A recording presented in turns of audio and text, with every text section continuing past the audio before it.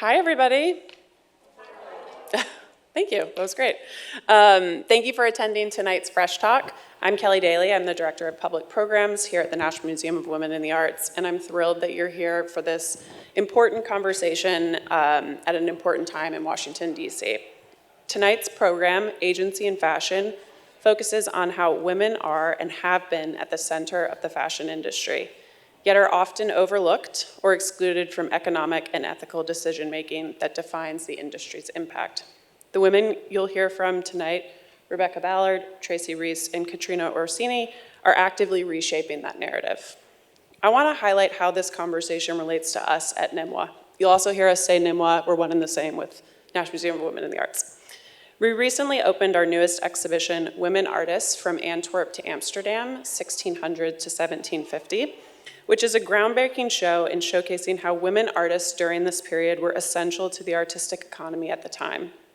Historically, we remember this time with Rembrandt and Vermeer, but this exhibition demonstrates how it was women artists and makers who were driving forward the success of the artistic economy. From floral paintings to scientific study drawings of plants and insects to most related to this conversation, depictions of lace making and textile design.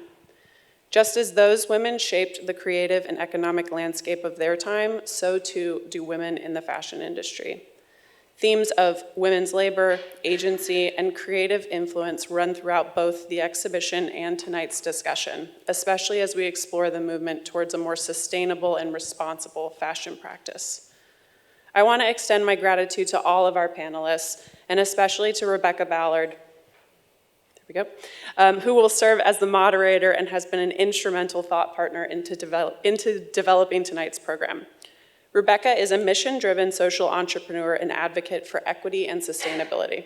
She's collaborated with global NGOs, social enterprises, and grassroots organizations to advance fair trade, women's empowerment, and anti-trafficking efforts. Rebecca has worked directly in all 10 leading garment-producing countries, supporting fashion leaders in addressing challenges across the full supply chain, from sourcing to final production. Rebecca is the founder of Maven Women, a socially conscious clothing brand created to bring sustainability into the heart of professional wardrobes, and the Fashion Connection, a nonprofit strengthening collaboration across the U.S. sustainable fashion ecosystem. As a reminder, following the conversations, we'll have a salon-style cocktail reception on our mezzanine where you can meet our speakers and others. Now, without further ado, please welcome our panelists to the stage for this timely conversation.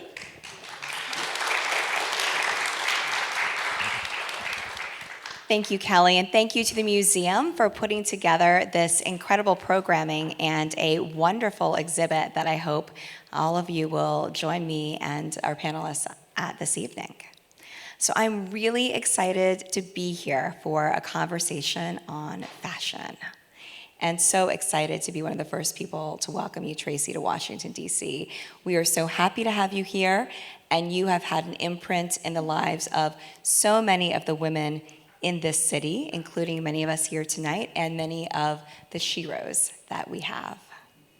Thank you, Rebecca, and I want to thank the National Museum of Women in the Arts for inviting us down for this panel. Well, you guys are here, inviting me down.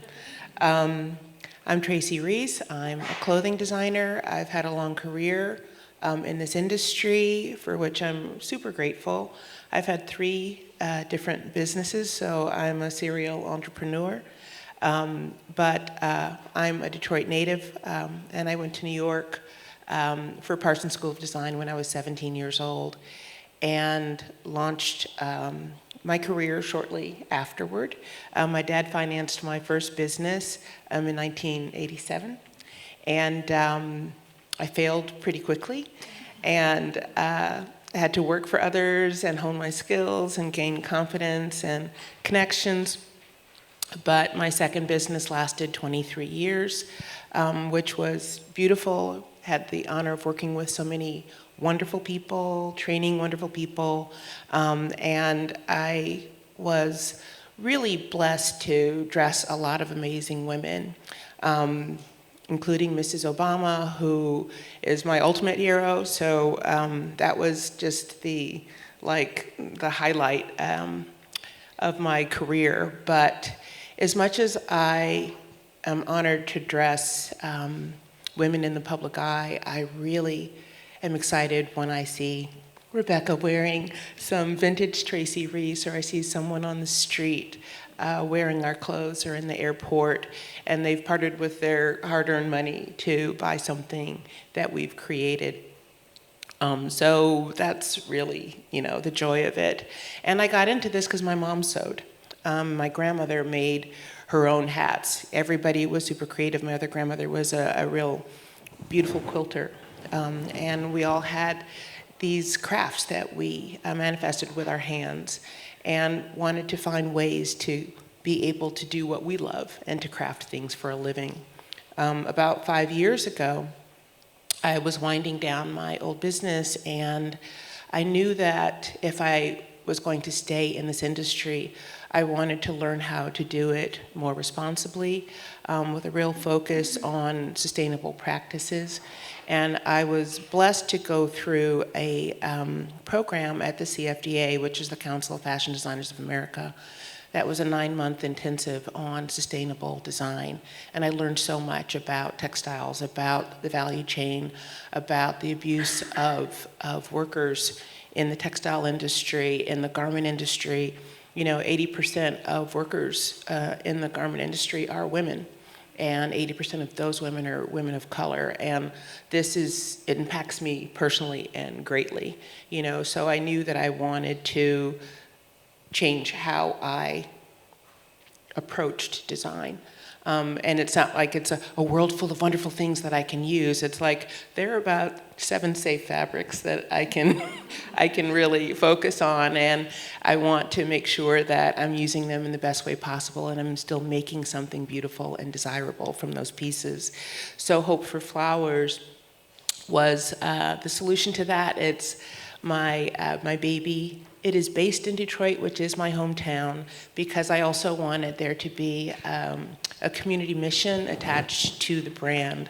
So we design everything in Detroit. We have an apprenticeship where we are teaching industrial sewing, but we're teaching dressmaking skills and more high-end stitching and finishing, because that's usually the piece that is missing. And our domestic garment industry is a fraction of what it used to be. In the 90s, Americans wore about 85% of their wardrobes were clothes that were made in the USA, and now it's down to like 3% or something insane, which is really sad, and it's caused the textile mills to close, factories to close. We've lost the skills that we once had to produce. So I'm passionate about teaching those skills again and finding ways that we can pay a living wage to create clothing here in the United States.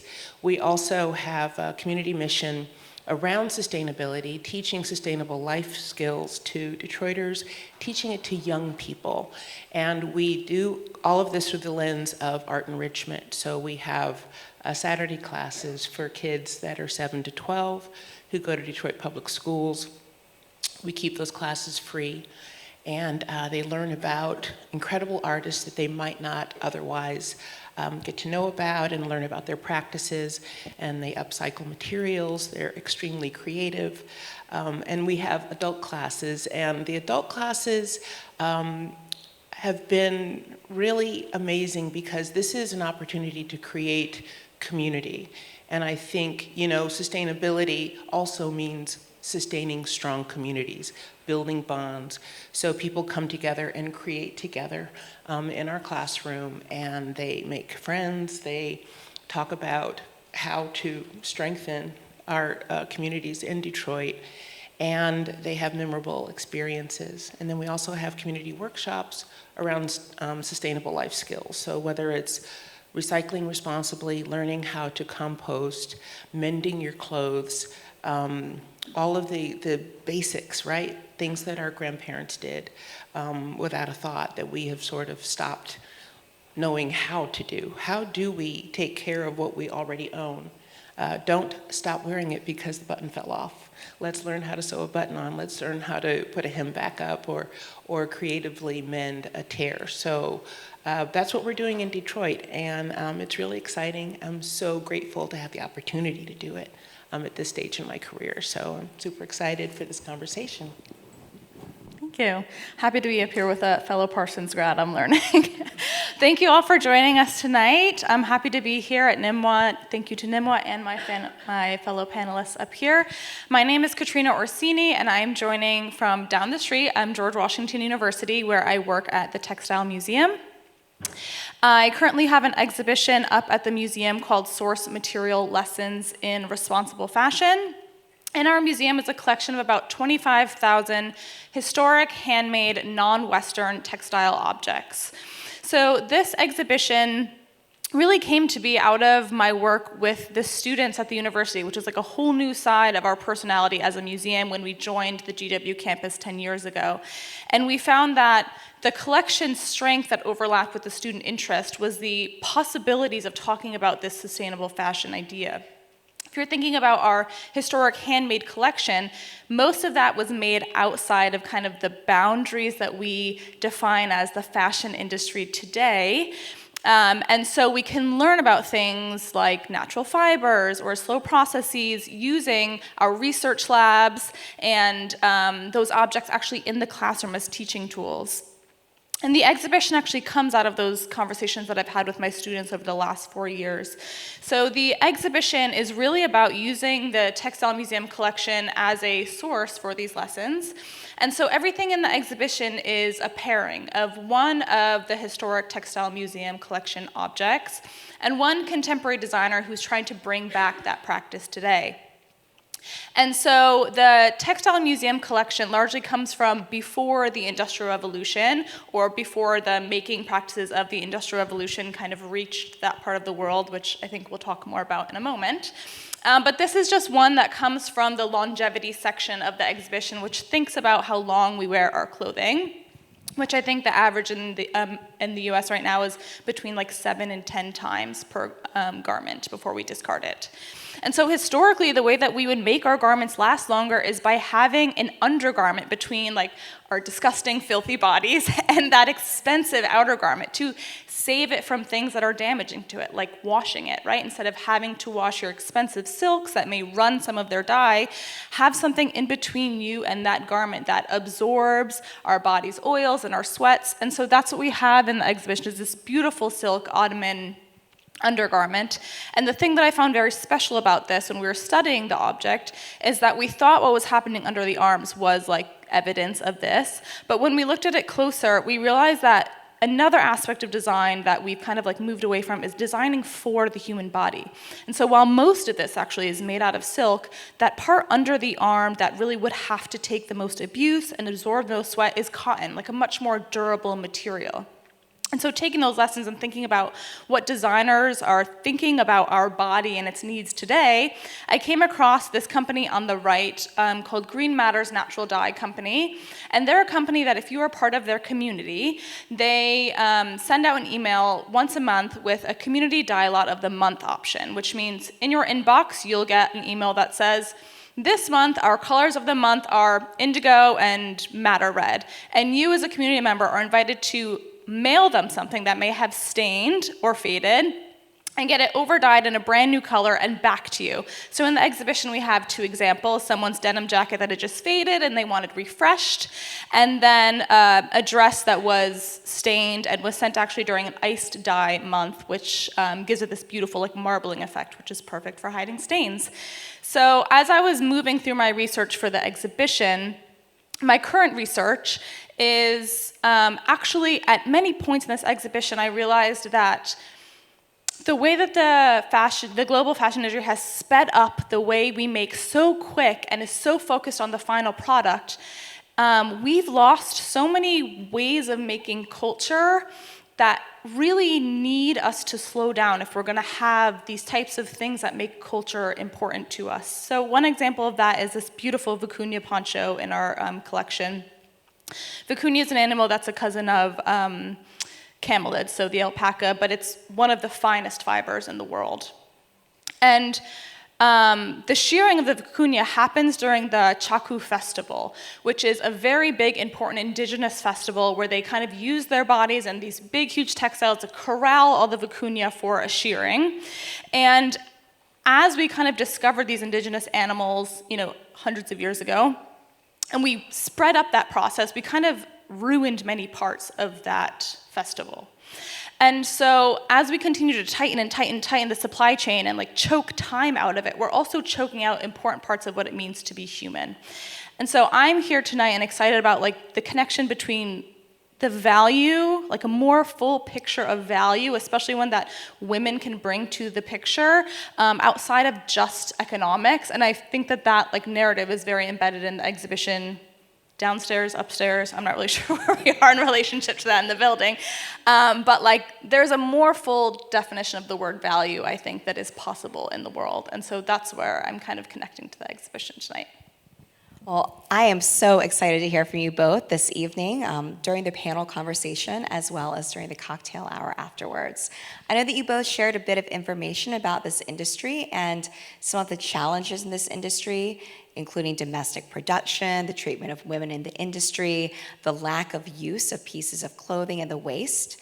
Since I know we come from a really diverse group this evening, I thought that I would start off just by giving us a few facts to paint a picture of what this industry is like today, and then hop into where it has been and where it is going and where it could go.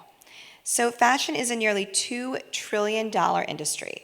It produces over 100 billion garments every year. Only 2% of the garment workers in the industry make a living wage. Wealth is heavily concentrated in this industry. Of the 15 wealthiest people in fashion, they hold over $410 billion of resources in personal wealth. The wealthiest person in France, the wealthiest person in Spain, and the wealthiest person in Sweden have all made money in fashion. And in Japan, depending upon the year, it's either the first or second wealthiest person in Japan. Americans buy more than 50 new pieces of clothes a year, and they discard more than 80 pounds of clothing waste every year. Now, I'm using the term clothing waste because a very, very small percentage of it is reused or recycled. Right now, we have very little in terms of recycling technology. So where's that going? Well, a lot of it's going abroad, and it's being dumped. It's also disrupting economic systems in other countries as well. Fashion also accounts for 10% of global carbon emissions, more than all international flights and shipping combined. It's the second most wasteful industry to water. 35% of microplastics in our ocean come from washing clothes. And concern about improving the industry from the top? Well, in this year's Business of Fashion report, 18% of executives considered sustainability a top concern. That was down from 29% the previous year. So I hear some gasps, and that's how I feel as someone who works in this space. So we're in a moment where terms are being redefined. Terms like DEI and ESG have been heavily politicized. We're seeing, in many cases, in many industries, entire divisions and departments downsized and removed. We're in a time of transformation. Speaking of the word transformation and thinking about the terms that matter, both of you use the term responsible more often than the term sustainable. And some people feel that the term sustainable is everywhere to the point where it's effectively meaningless. Why is it that you use the term responsible instead of sustainable? Maybe start with you, Katrina. Sure. So each semester I start my course with this exact question, with a terms day with my students, where we look at some definitions of sustainable, both pulled from dictionaries, but also from how my students would define it. And there's a couple ones that come up every year. Some are, not borrowing from future generations or allowing time for resource replenishment, things along those lines. And then we pick up our class on day 2 at the moment when I start our historic definition of the fashion industry, which for me is the Industrial Revolution. And we learned about the Industrial Revolution, which I'm sure many of the people in this room know, really changed not only the way that we make textiles, that's obviously a very important part for this conversation, but it also changed the way that we interact with markets, it changed the type of labor force we had, it changed economics, and textiles were not just a result of the Industrial Revolution, they were actually the driver of the Industrial Revolution. Weaving and spinning, being able to do things by machine, they are actually what allowed the Industrial Revolution to happen and amass these wealth in these places and bring along the modern day city as we understand it. So as we're thinking about the development of the fashion industry as we know it to be a global industry today and industrial capitalism, they are completely linked to each other. They are almost inseparable because this way that we produce, in which we produce so much, and we need a customer base to constantly buy these textiles, whether it's furnishings or fashions or whatever it is as it comes out of the Industrial Revolution, so that we can provide jobs, so that we can keep having a floating economy. Will that ever match the definitions that my students just gave me? I posed that question to them. Can they see a world where the fashion industry as itself can be sustainable? And oftentimes, the only way they can imagine sustainability is actually by operating completely outside of that system. And so if we admit that and we say, okay, then how can we move within the parameters that we've set of the fashion industry more responsibly by learning about all the things that you've mentioned, Rebecca? How can we be the most responsible we can be in that system as we imagine alternatives and try to think about ways of building a different type of system? So that's why my class is called Responsible Fashion. That's why the exhibition has that title. And so that's how I interact with my students about the topic as well. Tracy, would love to get your thoughts on this as well. Yeah. I use the term responsible fashion versus sustainable fashion because it is so incredibly difficult to trace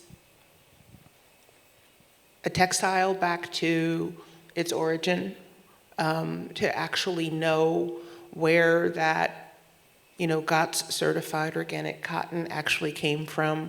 You have these certifications, but were you there on the farm where this crop was harvested? Were you on the truck when it was transported to the mill? Were you in the mill where it was broken down and spun into fiber?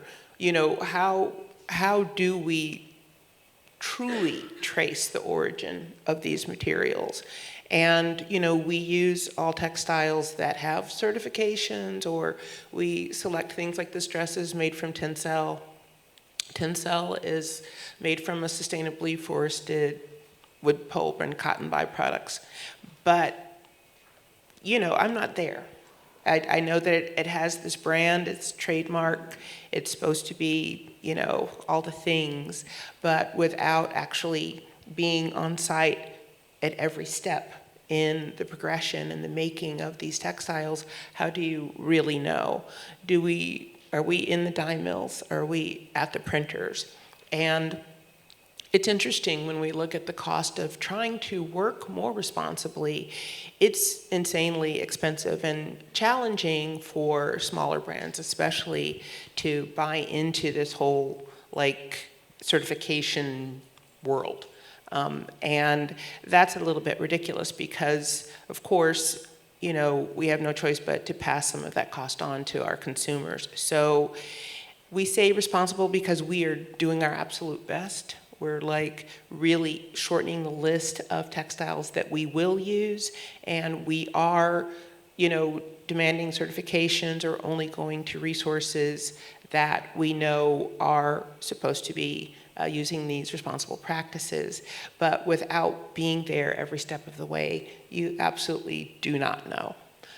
So responsible is more truthful. I never want to greenwash. I don't want to say that what we're doing is better than it is, but I will tell you that we're doing our absolute best while still trying to make a product that is accessible for as many people as possible.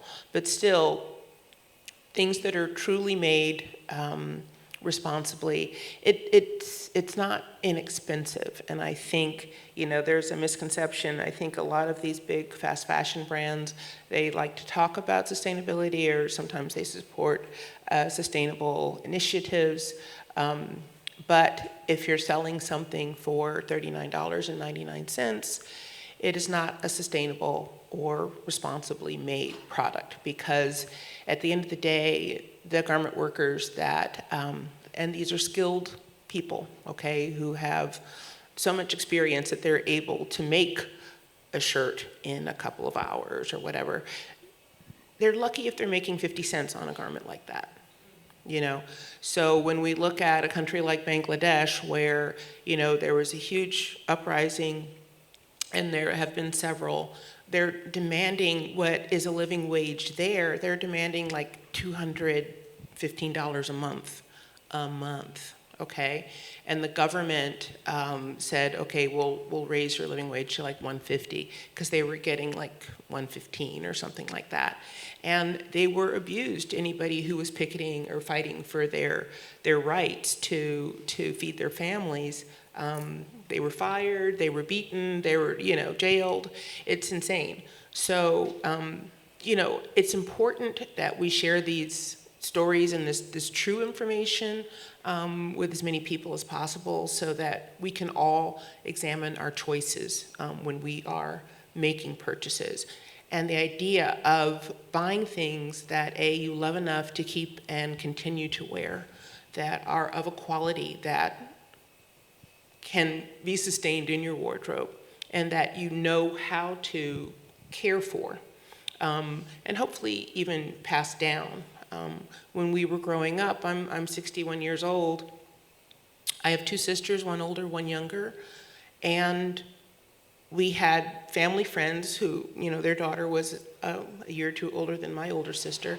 Her clothes would come to my sister, okay, and then I would wear them, and then they would leave and go to my cousin Kim, and they would come back, and my sister Erin would wear them, and then they would go to our cousin Janet, and those were the good things. But these were clothes that were invested in because they were quality pieces, and maybe in a year we might have 12 new things. And then to layer into that, we would sew. My mom taught me to sew. She would sew for herself. We loved to shop secondhand. We loved to go to the Army Navy store and get surplus. And that's how we lived, right? And this whole new economy of buying something every week, right? And then becoming disillusioned with it because the quality's not great, the fit's not great, the fabric is not great. When we go into secondhand stores now, the quality of the clothing is so poor. It looks sad on the hanger. It's already pilled, it's already warped, it's already twisted. And that's because we have been in this cycle of fast fashion and cheap production, cheap materials for like 15, 20 years now. And it has changed the landscape dramatically. It's changed how we perceive clothing, the value of clothing. And because we're not making as much here in the United States anymore, it's out of sight, out of mind. It's someone else's suffering. It's not someone that you know. So there's a whole lot that needs to change. And I think a lot of people feel the problem is really too big to solve, and they don't even try. And that's a shame, because it's all of our responsibility. Yes. Katrina, any reactions there that you want to? Yeah, I think that this kind of out of sight, out of mind thing is also directly reflected in the exhibition here, because I had the chance to walk through earlier today, and I hope you all did before you got here.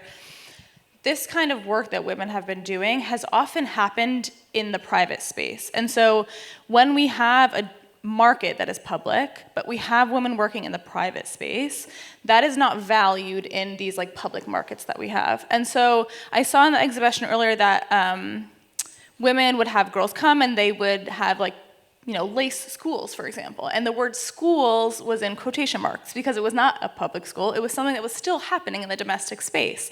So that, I think, is where the divide has always kind of been. And yes, it's still happening today. Whether it is in Bangladesh, somewhere out of sight, out of mind, or here in LA, where we have structures of power where we can hold them over people's heads to keep those conversations very private. It has kind of always come from that out of sight, out of mind, not valued kind of process, and I think it looked differently historically, but it is a very large part of why we have this problem today, and I think it would be very different if we had to actually live with all of the abuse that we're creating around the world by consuming so much. And I say that because I have seen historical examples of that. Triangle Shirtwaist Factory, people were very upset when they had to see the effects of what was happening. And when people organized around that and unionized and demanded better wages, working conditions, this is a mobile labor force. So they moved the labor to the south of the US. And then when it happened in the south, they moved it to south outside this country. And when things they can just keep moving this labor force so that we don't have to see the problems that we're creating. And so I think that's a large part of where education and visibility really has to come into play here, is that we actually should very much be living with these consequences.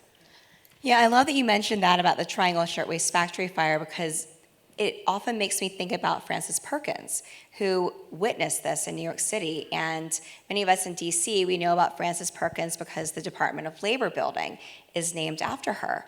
But she played a very influential role in New York City, in New York State, was part of the Roosevelt administration, and from the Triangle Shirtwaist Factory fire, we have so many of the laws that we have today around wage and hour laws, around workplace safety laws. So to me, it's just thinking about this interesting intersection that there can be in a place like DC when thinking about fashion and policy and linking things together, but then how much we have to learn from history. Because I've been involved around the Fabric Act, like many of us here, and being involved in conversations on the Hill, sometimes you'll be talking with people who are working on the Hill who don't realize that there's still forced labor in the United States, still forced labor in this industry. And in this industry, it's being, whether the forced labor is happening here or not, it's being exported somewhere else.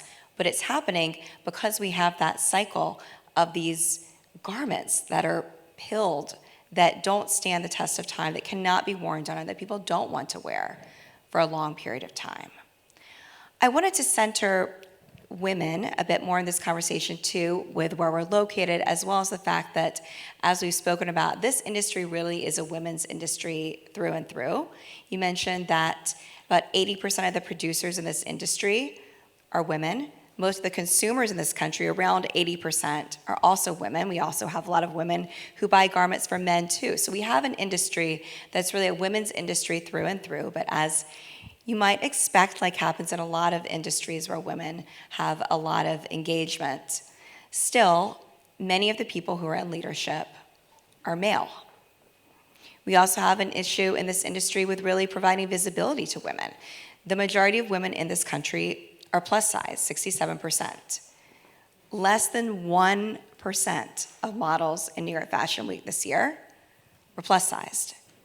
So when you think about honoring women and the physical space that women embody and the contributions that women have in this industry, throughout the entire industry, everything from the vast media that's used in this industry, to the makers, to the creators, to those who wear fashion on the runway, to those who are in leadership in fashion.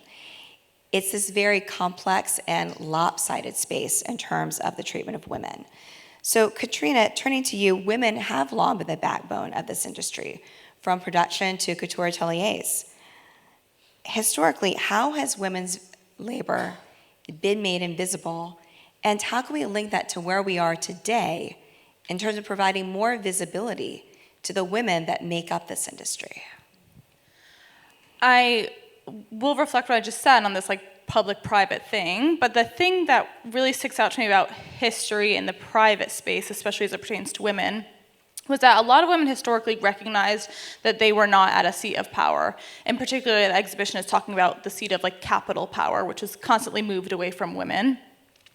But women historically recognized that there were other types of power. Capital power predominantly, actually more and more, is dominating our globe. But there were other sites of power that women in particular were very good at building, and often very connected to textiles. So we just talked about the shirtwaist factory, that the power built there as a union also was very much a part of the suffrage movement and gave us the right to vote. But something as small as like a quilting bee, where women are sharing information, even informally, and building community, like very local power, that I think a bit has been lost in this industry. And so I think that we have to think about what other types of power there is in the fashion industry that may help us compete against like the exportive capital power, the gender differences and dynamics that you're speaking of, and what other types of power can we imagine that allow us to fight against those things. And I just want to commend your building community as part of your practice, because I think that is one that really has to happen for us to build other types of power. We have to come together locally as communities. You know, it's election day. I'm sure that everyone's feeling that in the air today, especially here in DC. And so what other types of power can we build that give us, as women, like a voice against these power dynamics that are built against us? Absolutely. I would love to turn to you, Tracy, and hear a bit more about how your brand is doing this work. I love that you mentioned how complicated it is to really get traceability, transparency, knowledge, understanding about where things are coming from and how things are coming together with the commingling of textiles, with the many different places that garments have gone. And I really appreciate the work that you're doing in Detroit. I was wondering, how do you connect, not just with the local community in Detroit in terms of teaching some of these skills, but also with the people who are producing clothes in Detroit? What does that look like for you? And what have the biggest challenges been in terms of living out this amazing vision and turning it into a reality with the fact that so much of the industry has left this country and you're doing beautiful, but I'm sure extremely difficult work in terms of bringing that back? It's, our country no longer has the infrastructure to support much domestic production. We no longer have textile mills. We don't have components that are made here in the USA, zippers and snaps and you name it. What's inside of the garment, we no longer produce here. So pretty much everything has to be imported. There's very little that is still made here in this country. So that's a big part of it in terms of making this a viable solution, right? Bringing production back to the United States. Also, we've been wrestling with the math, for all these 5 years. How do I pay someone $20 an hour to sew a garment? And when we're making it in Detroit, it could take 2 days, it could take 3 days, depending on, the skill level. It takes a while to get to a level of skill where you can complete a garment in just a few hours. So when we look at the cost of that, just what we call the make alone, we're looking at hundreds of dollars, and then we have to translate that into what a wholesale price could be and what a retail price would be. And by that point, we're almost couture, And it's interesting how, the consumer has been trained to really, when they see certain prices, it's like, and it was $150. It was so expensive. And I'm thinking, that's nothing. It's nothing when it comes to what we should be paying labor, what good materials cost. So first there's the perception, customer perception of what things should cost, because people have been trained on all of these really inexpensive items and they don't understand why anything could or should cost more. And then there's being able to pay a living wage to create items here. So, we've, tried to do simple things that have some added value on top, whether, we're hand screen printing or we had imported embroidered fabric from India before that crazy tariff situation happened. And then, We're going to get to that in a minute, too. we cut and sewed garments in Detroit that we were actually able to wholesale, but the dress, retailed for like $650, which is a lot for most people. It's a lot. And we didn't make any profit on it, and I, set aside a little portion of our, budget every year and every season to, okay, we won't make a profit on these pieces, but we're on this journey to figure out what can we actually do, and we haven't really solved the math is not mathing yet. So it's a conundrum, and it's a design challenge, and so I don't want to give up at all. I'm like, every season I'm like, okay, well, maybe we can do this, or maybe we could try that, or but it's taking so much longer than I thought it ever would to make the business case for making things here in the United States. And it's because there is no infrastructure. By the time we import fabric, this embroidered fabric, it was hand embroidered, and this is when we talk about labor costs.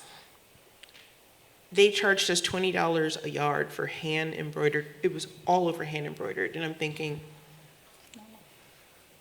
how, right? And I've been to India. In my old business, I would go 5 times a year, and you see the conditions and all of that, and there are some better cases than others, and it's true the cost of living is less, but still. But by the time we imported that fabric, it was closer to $40, between freight and duty. And then we have our yield, and then we have our $20 to $26 an hour sewing salaries or compensation, and it adds up, So one thought is, maybe these things we don't wholesale because that's a whole other layer of cost. I mean, we just sell them directly to consumers on our site, but that really crunches down, what we're able to earn from all of the work that's been put into it. So, if we can wholesale and it can reach a few more people, but, at the back end of all of these conversations too is, in our industry, we have this perception of success is bigger and more. And, especially if it's a publicly traded company, it always has to be increasing in volume, increasing in profit, increase. And this is across every sector of what American and capitalist life. It always has to be bigger and more. And how do we pull back from that thinking that it's only successful if it's a lot? For me, success is so much different. It's like, are we happy? Are we enjoying this process? Are we able to pay our team their value? It's so many other things, and it isn't about size. It's about operating in the black and paying people their value and enjoying the process and continuing to learn. And I think that we have to restructure how we're thinking what success looks like, and we have to also communicate that to young people. You don't have to be, Amazon to be successful. You don't have to be, you're not going to be, Monsieur Arnault or Louis Vuitton or Gucci or whatever. Those are all old heritage brands. It's a different way of operating than we operate here in this country. But you can still be successful, and I think if we had a different focus on what success looks like, we could start to rein this in a little bit. Well, yes. So, Tracy, I am so glad that you're here with us in DC in this moment. This is one of the hardest hit economies in our country right now, and it's an economy that has been a thriving economy. A lot of people, including people in this room, have missed paychecks recently. have been in jobs that they've been in for decades or more, and they're seeing those roles disappear, and in some ways, that line of work disappear altogether. It's a really complicated time in DC right now. And thinking about making all the math work in terms of how do you take care of yourself and how do you care for your community? And what do you do when you feel like the rug's pulled out under you and you don't know what tariffs are going to happen? None of us here, I'm just going to say, as someone who has produced domestically and abroad, I don't know what the tariffs are going to look like next month. So we're living in this uncertain and chaotic environment. We're also a place of a lot of servant leadership. I say that I get to live amongst heroes here in DC. I live among a lot of people who are really trying to use their lives to make things better. And you have had and are having and continue to have such an incredible entrepreneurial and inspiring journey as a woman of color, as a woman who's led a very interesting life, which to me is far more important than living a very lucrative life. What wisdom do you have for those of us in DC, and particularly women in DC and women of color in DC, in this moment, as someone who has been an incredible entrepreneur and frankly a shero for a lot of us here? That's a huge question. I think, you know, Yeah, especially and we're all living this in real time too. Right. So. As a Black woman in this country, I mean, I think there are so many Black female entrepreneurs, and a lot of the reason why is because we haven't been welcomed into other companies. We haven't been given opportunities, so we had to create opportunities for ourselves. And I think that, you know, that can be true of all people. I mean, we sort of have to look at who we are, what our skills are, what our community is, how can we tap into the wealth of skill and artistry and craft and ingenuity and ideas in our communities to create something that is unique that we own. Because to be at the mercy of the ebb and flow of insanity is not a comfortable space for anyone. And I'm not saying that, you know, this is automatically a safe space. You know, as an entrepreneur, you don't know. And we have to be really creative. I mean, we looked at our year, this year, you know, we were selling Saks Fifth Avenue. They have owed us, you know, money from 2024. They didn't pay a single invoice for an entire year. And for a small business, that is like a blow, you know, because we have to pay for everything up front. So I've paid for their goods, right? And I can't not pay my factory on time. They've already invested in production for me, right? Piece goods and labor and everything. So, you know, we had to kind of look and say, okay, can we replace this business or not? Do we, you know, how do we pivot, and how do we, you know, get really creative about preserving our bottom line and making sure that our jobs are safe, that our programming is safe. So, you know, you have to really stay on your toes, but I'm a designer, I'm an optimist, and it is my job to solve problems, and I don't always have the answers. But I think being self-reliant and believing in what you can do, what you can make happen, that's at the core of all of it, and I really thank my parents for instilling that in me. I know that I can pick myself up over and over and over again. And I think that we have to instill that in our children. We have to let them try and fail. I think we cushion a lot young people's experiences now. And if they don't fail, they don't know how to do it differently the next time.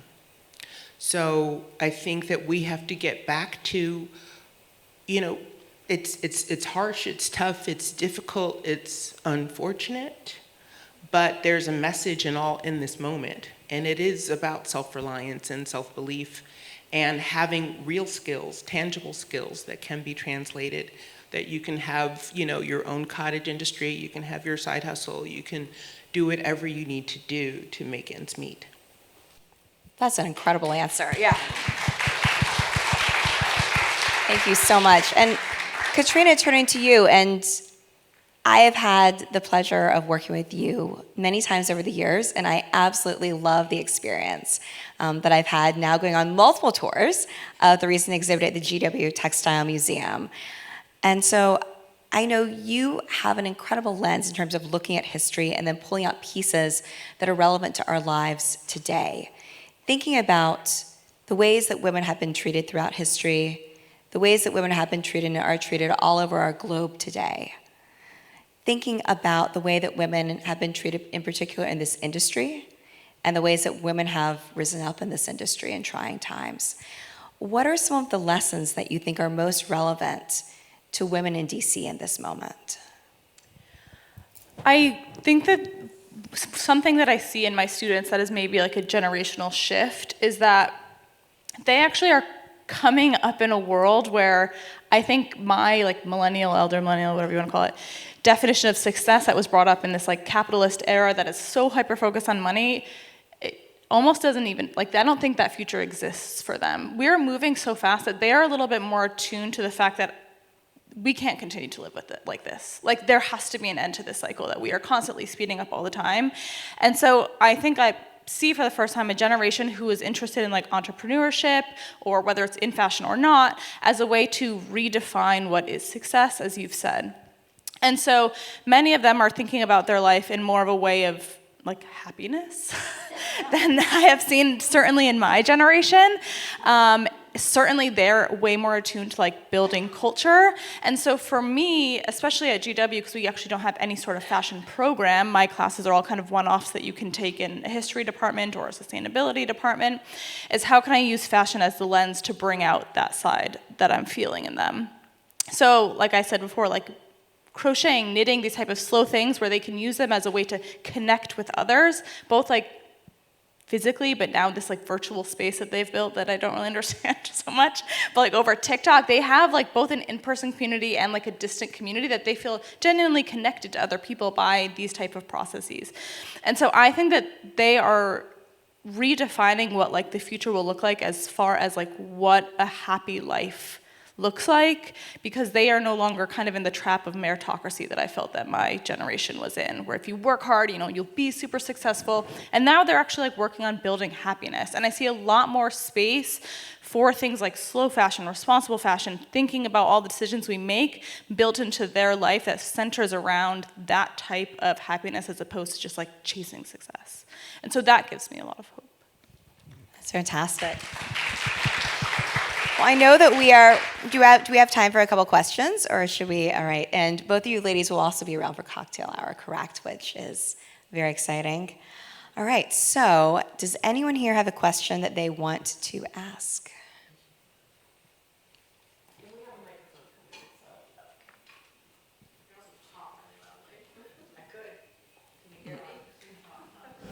My question had to do with the price per hour, or the salary per hour that you pay people, and it sounded like it was for one garment.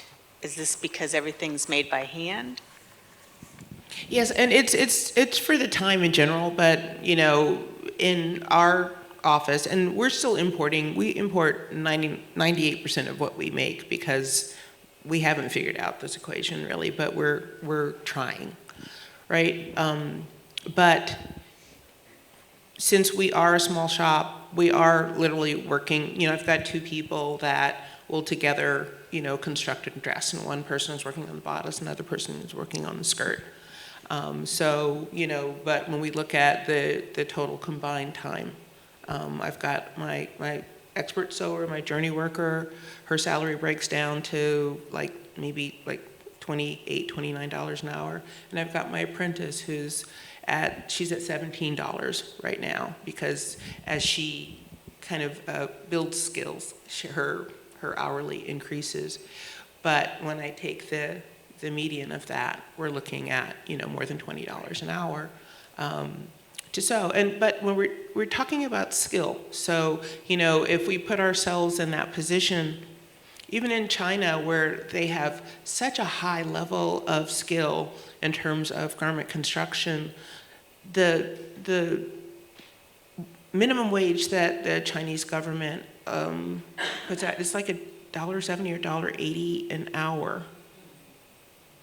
And that's China, and a lot of people have moved production out of China because it's too expensive.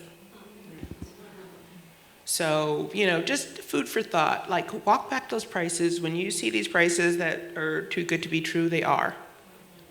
Someone is suffering. A lot of someones are suffering.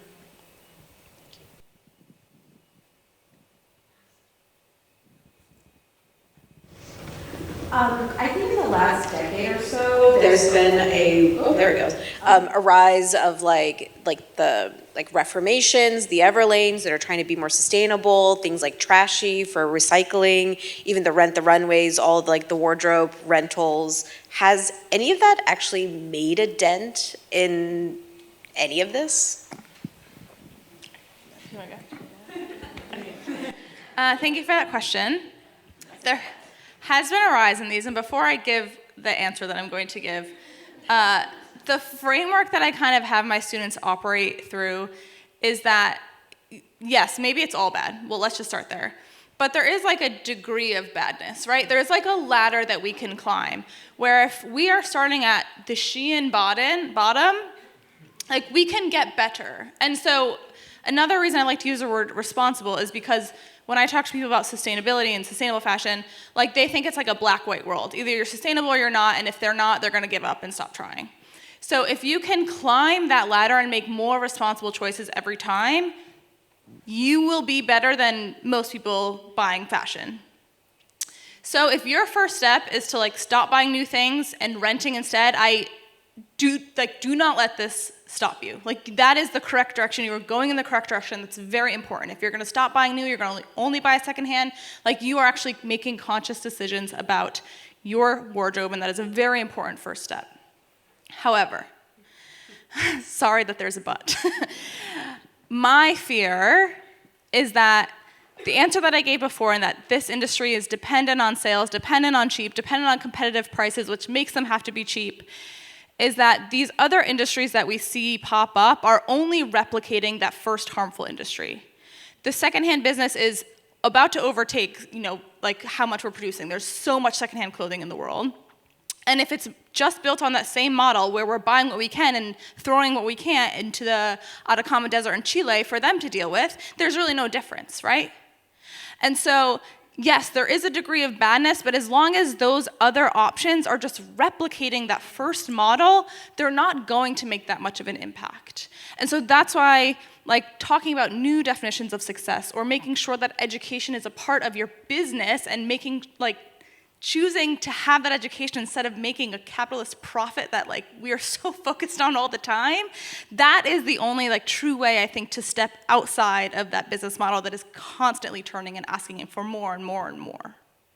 Right, and I sit on the board of an organization called Remake Our World, and part of the reason I joined that board, though, is because I needed to have a conversation with them about they have a reputation for calling out brands for not doing it right and not doing enough. But this is, vitriol on the side. It's not in the trenches trying to actually do it right and do enough. So it's how do we celebrate the wins? And some of the wins are really tiny, but these incremental wins, they do add up, right? And we do have to celebrate what is being done well, or the journey that some brands and companies are on. And I think a lot of the calling out just makes, there's a new term, green hushing, and there are companies that are trying to do right, but they won't talk about it because they're afraid of being called out for not doing it perfectly. So there's a lot that we need to sort of work with as humans that in a call out culture.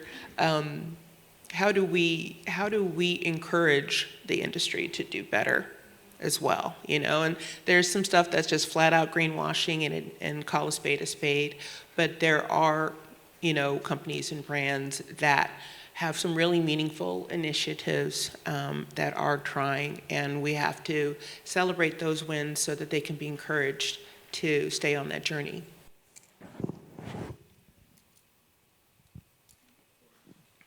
I think this should be just a quick follow-up on that. So I think one of the facts, and it might have changed, is that the amount of clothes that currently exist on the earth could clothe the next 5 generations. And so when we're thinking about fashion as an industry versus fashion as a way of self-expression, and I think some of the creative resistance and sort of moving away from participating in the fashion economy that I think both of you spoke to, how do we encourage that when so much, I know, Tracy, you were talking about trying to break even and you don't want to necessarily be profit oriented, but you still have to make things work for people. How do you encourage that creative resistance and shift the industry more in that direction, whether it's through education?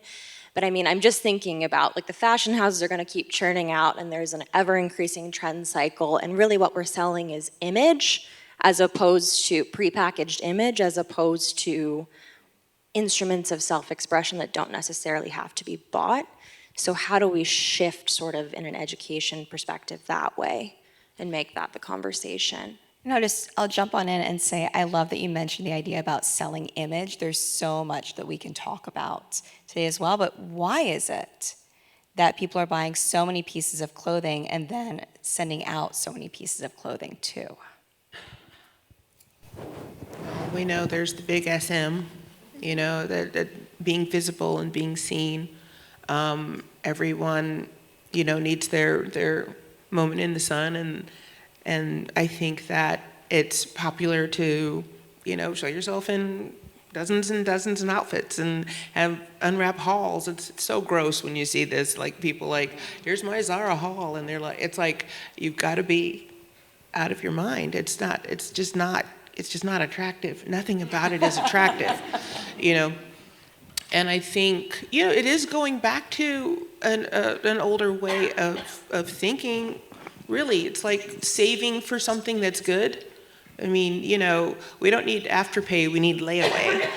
Layaway, I remember when I was 17, I got my first, or I put my first designer bag, my Coach bag, in the layaway at J.L. Hudson's in Detroit, and I, put that like $5 or $10 down. It took me 3 months to get it out, and I would go in with my like after-school job money, every couple of weeks and put something else down on it, and it was a huge sense of accomplishment when I got that bag out of layaway, and I took care of it. I had the lotion, I had all of the stuff, and it had so much greater value for me. So how can we instill that in people that sometimes you have to wait, okay? Everything shouldn't be on your doorstep tomorrow or the next day. What if you have to wait for it? Will you treasure it a little bit more? What if you don't have $500 for a dress, because most people don't, but if you could get there incrementally, But when we talk about self-expression, all the other ways that you can express yourself, whether it's re-dyeing something or mending something or buying secondhand, or, we have to encourage more and more of that. And it is, a bright spot that young people are, they're starting to, especially, fashion students who, they're sort of in a funny space right now because they're not sure that they're really going to be able to have a career in this industry, because a lot of them, at their heart, they don't agree with how the industry operates. So even though they have this creative desire to design beautiful things and make beautiful things, they're not really fully committed to being a part of this industry because they don't agree with how it operates. And it's interesting being in classrooms now and sensing that with young people. And I think the challenge right now is how to keep them inspired, how to show them that they can make a contribution without it, necessarily being a negative contribution to an industry that, is not functioning in a compassionate way. Yeah, I'll also add that I like to challenge my students on this like self-expression kind of question by asking what they think exactly they're expressing with something like a haul or whatever they're seeing anywhere. And the answer inevitably is like my individuality. And it's like, how are you being an individual and you're buying a garment that has 30,000 minimum replicants across the globe? And so then we talk about like what it means to express yourself, and ultimately like a lot of what they want to do is actually have a piece that they feel really reflects them. And so then we talk about other options, tailoring to make sure it fits you, whatever, blah, blah, blah, mending. And so then to do those things, you have to have a quality piece that has seams that could be let out to be fitted, or that actually can take some structural changes, which some clothing cannot even actually take anymore. And so even by having that conversation that you want a piece that fully expresses you and might take a little more investment, you then have to buy a more expensive piece to have that level of quality. And so if you want a piece that is unique to you, because it's tailored to you, to all these things, you're already kind of out of that like ultra fast fashion haul level that we are talking about. So I don't know where this kind of connection between like individuality and having a lot of clothes comes from, because the more clothes you have, more likely other people around the world have that exact clothes because it's made very cheaply. So once you tell them that there are like 30 other thousand people in the world who have that, it's not like very individual, then the light like starts clicking as well. All right. Well, I think that we are right at time. And so I'm excited for us to all continue the conversation together over some food and some drinks. There's so many topics I feel like we've touched on a little bit that I'm excited to dig deeper on. Tracy, thank you so much for coming to Washington, D.C. and being with us here in this moment. Thanks for having me. I really enjoyed the conversation. And Katrina, thank you for the work that you do in our city as an educator, as a curator, as a speaker. I learn from you every single time that we connect. And I've been working in this industry for a while, so I'm really appreciative of your thought leadership.